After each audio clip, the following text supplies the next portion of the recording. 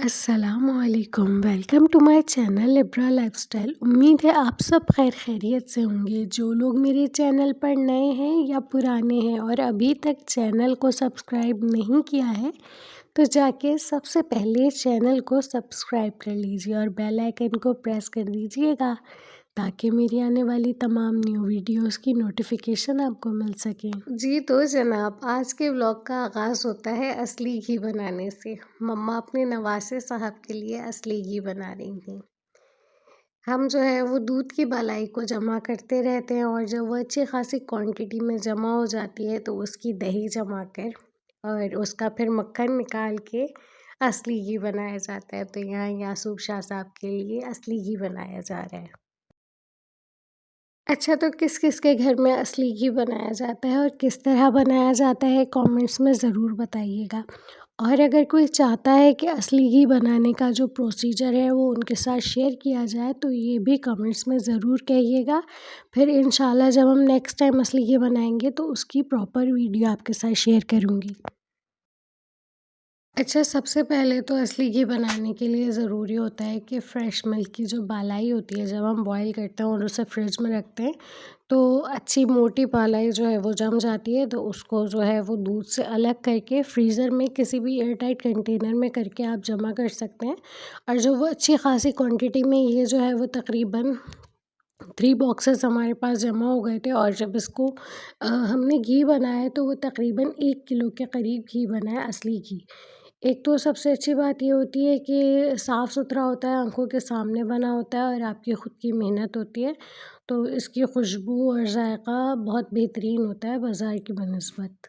जी, तो जनाब, काम से फ़ारिग़ होके घर के और असली घी बनाने के बाद अब नमाज़ ज़ोहरैन का वक़्त हो गया था। तो आज जो है वो माशाल्लाह से 2 फरवरी और पहली रजब है। पाक परवरदिगार आलम से दुआ है कि मोहम्मद वाले मोहम्मद के सदक़े से रजब, शाबान, रमज़ान इन पाकीज़ा महीनों के सदक़े से, उन पाकीज़ा हस्तियों के सदक़े से कि जिनका ज़हूर इन पाकीज़ा महीनों में है, जिनकी वजह से ये महीने मुबारक साबित हुए, उन हस्तियों के सदक़े से सबकी परेशानियाँ दूर हों, सबके लिए आसानियाँ हों, ये नया साल सबके लिए मुबारक साबित हो। जो परेशान हाल हैं उनकी परेशानियाँ दूर हो जाएँ और आसानियाँ पैदा हों। और बस नमाज़ पढ़ने के बाद जो है वो शाम की चाय का टाइम हो गया था, क्योंकि दिन कैसे गुज़रता है, क्योंकि सर्दी में वैसे भी दिन बहुत मुख्तसर होते हैं।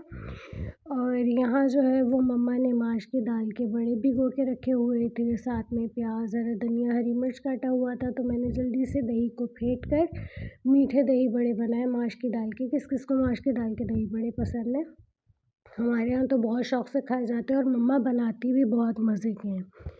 तो यहाँ मम्मा ने छोले भी बॉयल किए थे, तो साथ में चने, छोले जो भी कहते हैं, ठीक है ना। और ये है मीठी चटनी। तो आज जो है वो शाम की चाय के साथ ये सारे लवाज़मात थे। चाय अच्छा जब इस तरह की चीज़ होती है ना, जैसे चने की चाट हो गई, दही भल्ले हो गए, तो फिर हम चाय थोड़ी देर बाद पीते हैं। और यहाँ बाबा की प्लेट तैयार हो गई थी, ये मम्मा की चाट की प्लेट तैयार है और अब मैं अपनी प्लेट को तैयार करूँगी।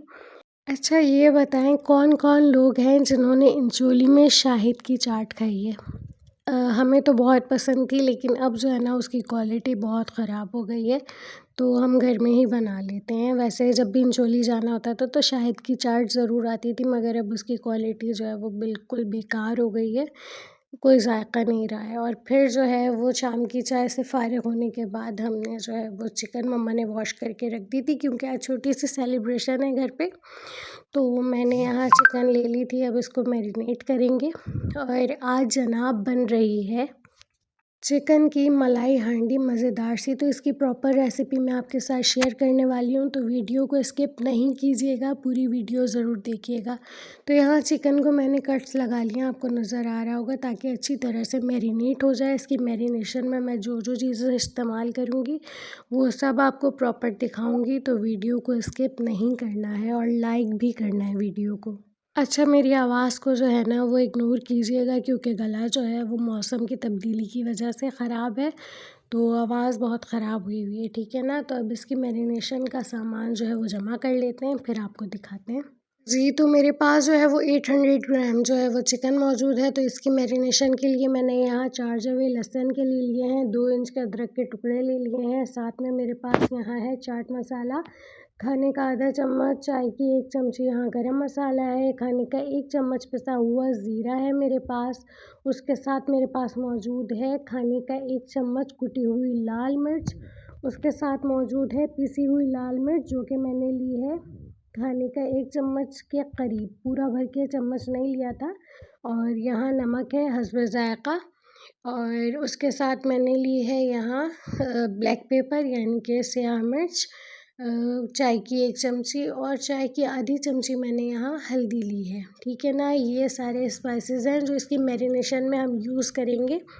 तो यहाँ सबसे पहले हमने ये करना है कि चिकन को कट्स लगा लेने हैं जिस तरह मैंने लगाए हैं। अब जो है वो लहसुन और अदरक को हम कूट लेंगे अच्छी तरह से।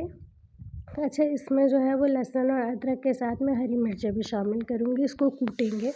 वैसे तो अदरक और लहसुन का पेस्ट फ्रीज़र में मौजूद होता है, लेकिन जो फ्रेश की बात होती है वही अलग होती है और मुझे बहुत शौक़ है ना इस तरह से लहसुन अदरक को कूटने का हामिल दस्ते में। और यहाँ मैंने 3 हरी मिर्चें ले ली हैं।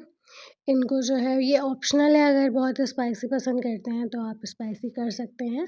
तो यहाँ जो है वो 3 अदद हरी मिर्चों को भी अच्छी तरह से कूट लिया है। लहसुन, अदरक, हरी मिर्च का इस तरह से पेस्ट बना लेना है दरदरा सा।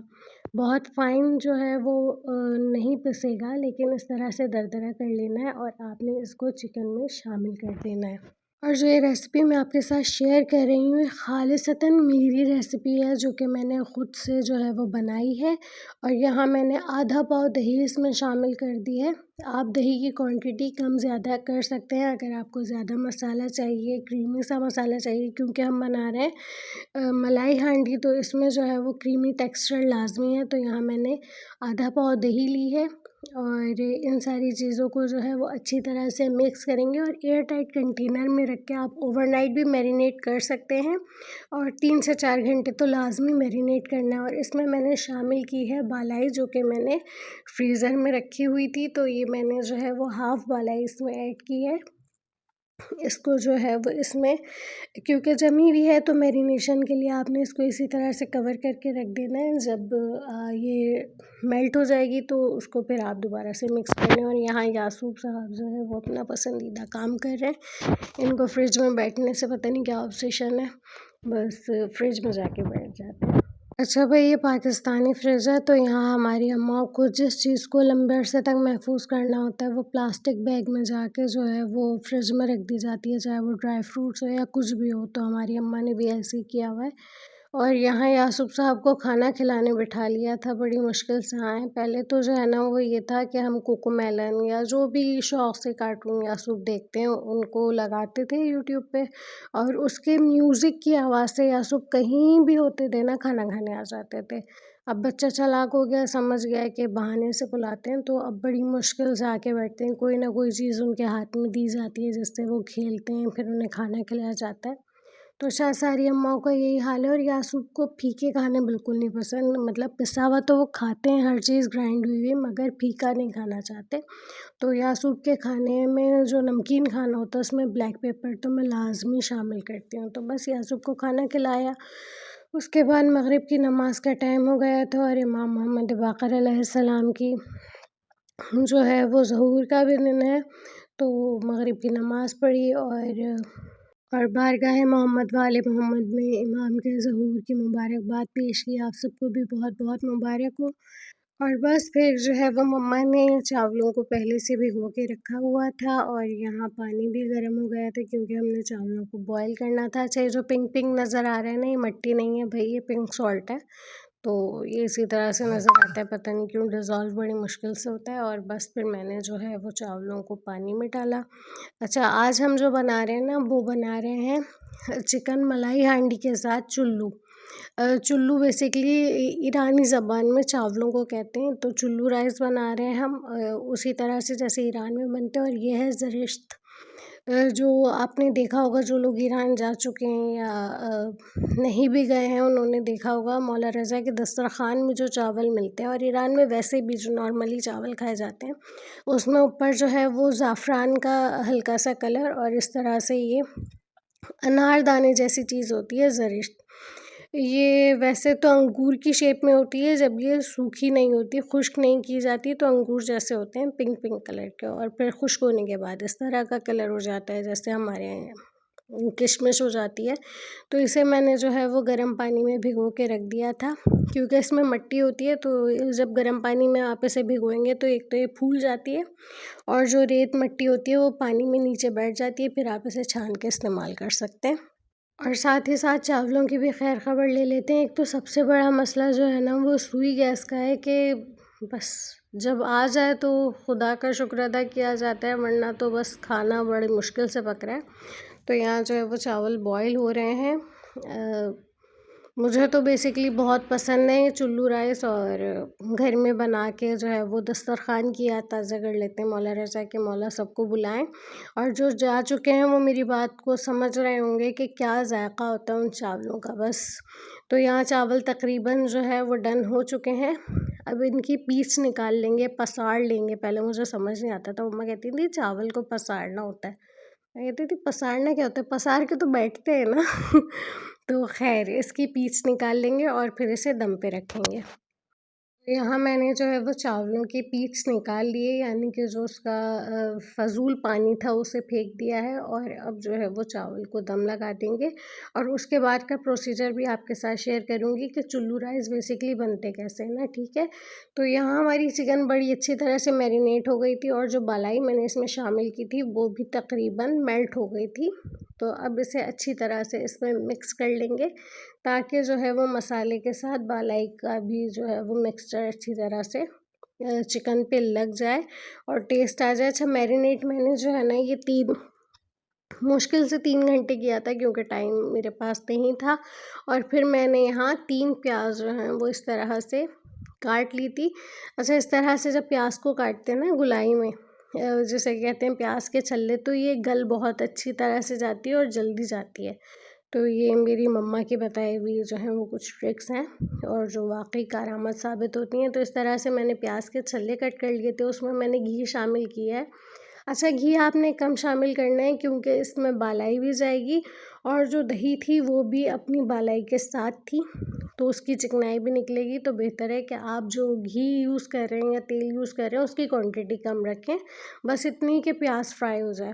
अच्छा, प्याज को हमने यहाँ जो है वो गोल्डन ब्राउन करना है, बहुत लाइट सा जो है वो फ्राई करेंगे, बहुत ज़्यादा जलाना नहीं है। उसका टेस्ट जो है क्योंकि अलग सा आता है, वो बिहारी टाइप की जो चिकन बनती है उसमें डार्क ब्राउन हुई हुई प्याज डलती है, अच्छी तरह से फुल फ्राई होती है। लेकिन यहाँ आपने जो है वो इसे प्याज को लाइट ब्राउन फ्राई करना है। अच्छा, प्याज को फ्राई करने की भी लोग मुख्तलिफ़ तरकीबें बताते हैं, मुझे जो है वो इसी तरह से अच्छा लगता है। कुछ लोग कहते हैं नमक शामिल कर दो तो जल्दी फ्राई हो जाती है, लेकिन मुस्तकिल इसको चलाते रहें और थोड़ी सी तवज्जो लेती है तो फ्राई हो जाती है। तो ये देख सकते हैं आप, जो है वो गोल्डन ब्राउन होने के करीब है। अध कच्ची प्याज जिसे कहते हैं उससे थोड़ा सा ज़्यादा फ्राई करना है, यानी कि कच्ची भी ना रहे और फ्राई भी हो जाए। तो ये ख़्याल रखना है आपको, क्योंकि अगर आप इसे डार्क ब्राउन कर देंगे तो फिर उसका मलाई हांडी का कलर भी चेंज हो जाएगा और टेस्ट भी। और यहाँ बाबा मेरी हेल्प कराने आ गए थे कि चलो तुम एक हाथ से वीडियो बना रही हो तो मैं जो है वो प्याज को चला देता हूँ, फ्राई कर देता हूँ।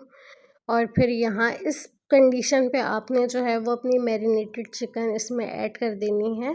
अच्छा, आप ये हांडी चिकन की जगह बीफ में भी बना सकते हैं, लेकिन उसमें आपने करना ये है कि जब आप मैरिनेट करेंगे तो आपको कच्चा पपीता या कचरी पाउडर जो होता है वो थोड़ी क्वांटिटी में शामिल करना पड़ेगा। अगर यानी कि आप 1 किलो गोश्त ले रहे हैं बीफ का, तो आपने उसमें शामिल करना है खाने की आधी चमची पपीता, कच्चा पपीता, और फिर उसे काफ़ी देर तक मैरिनेट करना पड़ेगा।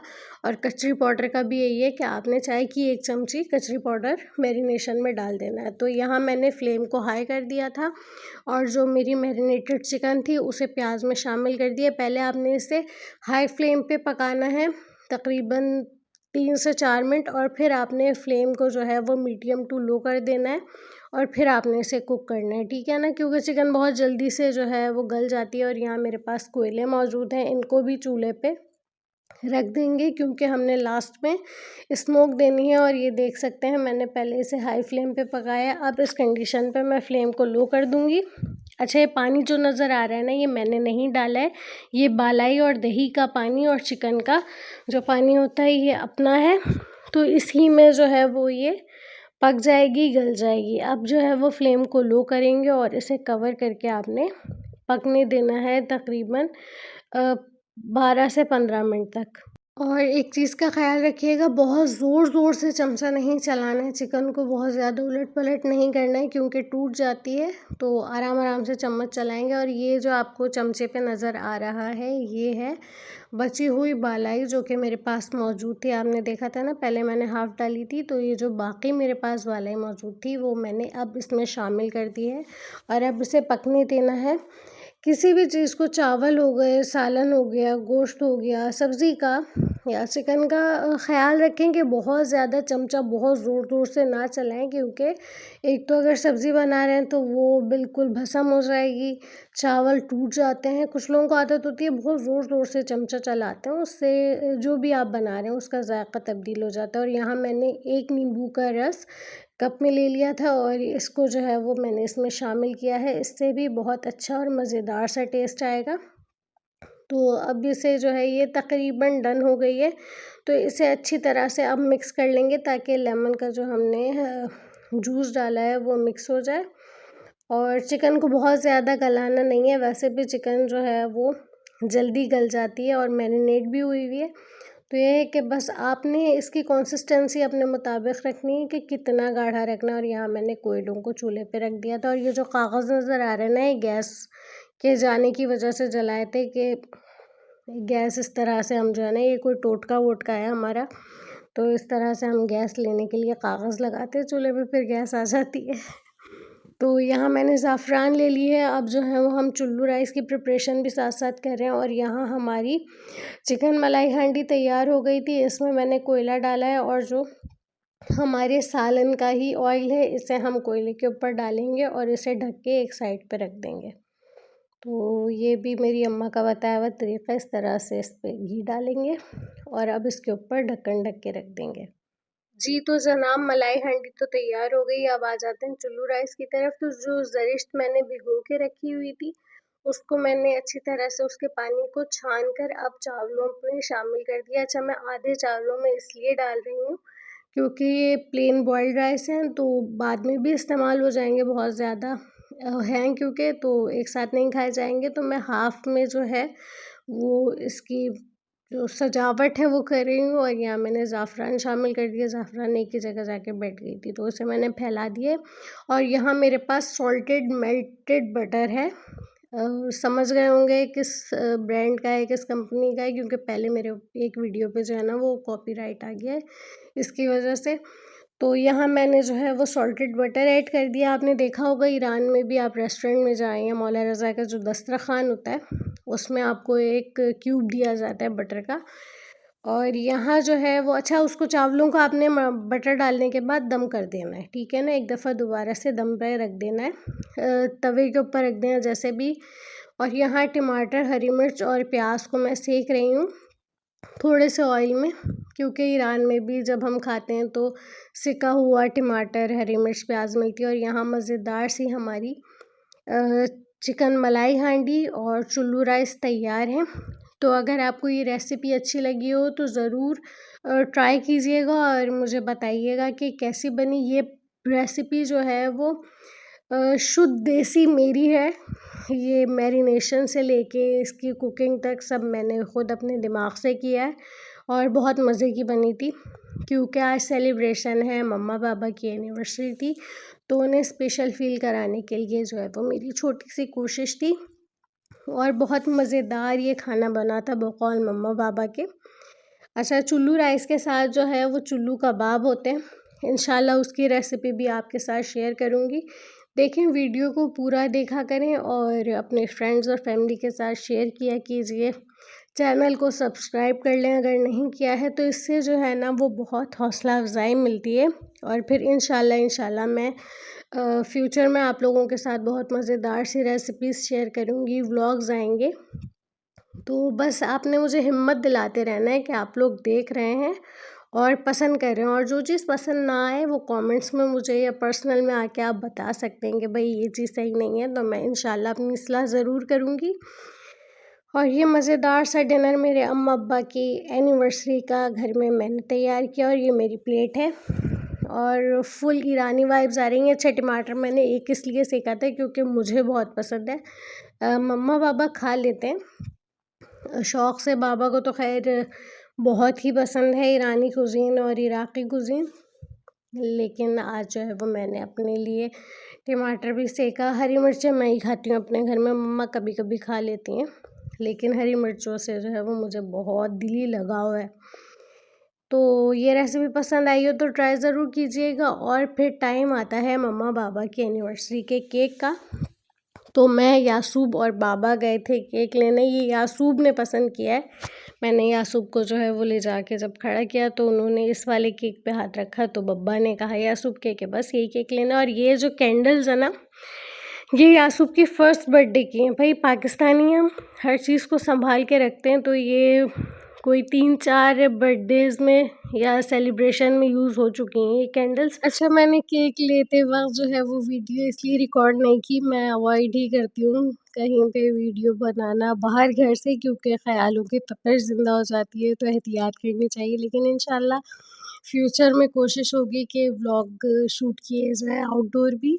और बस फिर वक़्त आता है केक कटिंग का, और माशाल्लाह माशाल्लाह ये मम्मा पापा की दूसरी एनिवर्सरी है यासूब अब्बास के साथ, और यासूब साहब की भरपूर कोशिश थी कि कैंडल्स को किसी तरह से हाथ में ले लूँ और मैं ही बुझाऊँगा, और केक तो हमारे यहाँ यासूब ही काटते हैं।